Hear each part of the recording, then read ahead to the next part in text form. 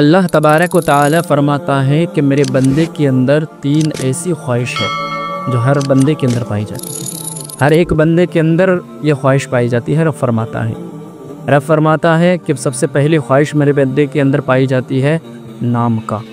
یعنی میرا بندہ چاہتا ہے کہ ہمارا نام اونچا ہو، ایک برانڈڈ نام ان کا بنا رہے تاکہ دور دور تک اس کے نام سے اس کو جانا جائے، پہچانا جائے، تاکہ کہیں کچھ ہو جائے تو ان کا نام ہی کافی ہو۔ پھر رب تبارک و تعالی فرماتا ہے کہ دوسری خواہش میرے بندے کے اندر پائی جاتی ہے، وہ ہے کپڑا، یعنی بندہ چاہتا ہے کہ ان کے جسم میں جو لباس ہے، جو کپڑا ہو، وہ ایک برانڈڈ کپڑا ہو، وہ ایک بہترین اور عمدہ کپڑا ہو، تاکہ جب لوگ ان کے کپڑے کو دیکھیں تو دیکھنے کے بعد اس کی تعریف کریں۔ پھر رب تبارک و تعالی فرماتا ہے کہ میرے بندے کے اندر یہ تیسری خواہش پائی جاتی ہے مکان کا، یعنی گھر کا۔ رب فرماتا ہے کہ میرے بندے کے اندر تیسری خواہش یہ پائی جاتی ہے مکان کی، یعنی وہ جس گھر میں رہتا ہے اس گھر کو وہ عالیشان بنانا چاہتا ہے، وہ اتنا بہترین گھر بنانا چاہتا ہے کہ جب راستے سے لوگ گزرے تو گزرتے وقت جب لوگوں کی نظر ان کے مکان پر پڑے تو لوگ ان کی تعریف کریں اور ان کے گھر کا تعریف کریں۔ لیکن پھر رب تبارک و تعالی فرماتا ہے کہ یاد رکھ، میرا بندہ جس 3 چیز کی خواہش دلوں میں سب سے زیادہ رکھتا ہے، یاد رکھنا جیسے ہی ان کا وقت قریب آتا ہے اور ان کے جسم سے روح کو نکالی جاتی ہے، تو جسم سے روح نکلنے کے فوراً بعد کوئی چیز میرے بندے سے چھینی جائے یا نہ جائے، لیکن رب فرماتا ہے کہ اس بندے سے ان 3 خواہش کو سب سے پہلے چھین لیا جاتا ہے۔ اللہ اکبر۔ رب فرماتا ہے جس 3 چیز کی خواہش وہ سب سے زیادہ رکھتا ہے،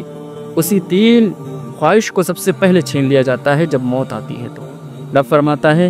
کہ یاد رکھنا پہلی خواہش ہوتی ہے نام کا، لیکن جب جسم سے روح پرواز ہو جاتی ہے، نکل جاتی ہے، تب اس کا نام تبدیل ہو جاتا ہے۔ اب کوئی اس کے نام سے جانتا نہیں ہے، پہچانتا نہیں ہے، بلکہ اب جو بھی آئے گا تو کہے گا کہ میت کہاں پر ہے، نام اس کا چھین لیا گیا۔ اللہ۔ پھر رب تبارک و تعالی فرماتا ہے دوسری خواہش ہوتی ہے کپڑے کا، تو رب تبارک و تعالی فرماتا ہے جو برانڈڈ کپڑا پہننے کے لیے وہ اپنے دل کے اندر خواہش رکھتے تھے، جسم سے روح نکلنے کے بعد اب ان کی اس خواہش کو چھین لیا گیا، اور اس کے بعد جو برانڈڈ کپڑا پہننا چاہتا تھا اب ان کے جسم پہ برانڈڈ کپڑا نہیں، کوئی قیمتی لباس نہیں، بلکہ وہی مارکیٹ میں ملنے والی 200-250 روپے میٹر ملتے ہیں، وہی سفید کپڑا ہمارے جسم پر لپٹا دیا جائے گا، جسے ہم اور آپ کفن کے نام سے جانتے اور پہچانتے ہیں۔ اس کے بعد تیسری خواہش مکان کا، گھر کا۔ رب فرماتا ہے میرے بندے گھر کا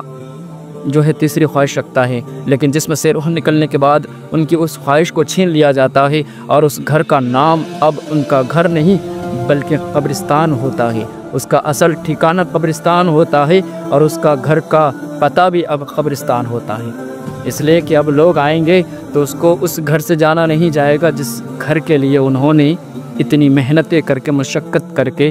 تعمیر کر کے اپنا گھر بنایا تھا۔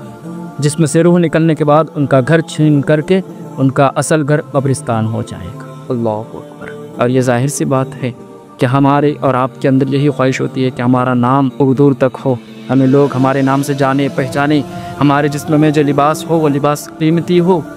بہترین لباس ہو، اور ہم جس گھر میں رہے وہ گھر ہمارا عالیشان ہو۔ لیکن کیا کبھی ہم نے سوچا ہے کہ اصل گھر جو ہمارا ہے، کیا ہم نے اس گھر کی کچھ تیاریاں کی ہیں؟ کیا ہم نے اس گھر کو سجایا ہے؟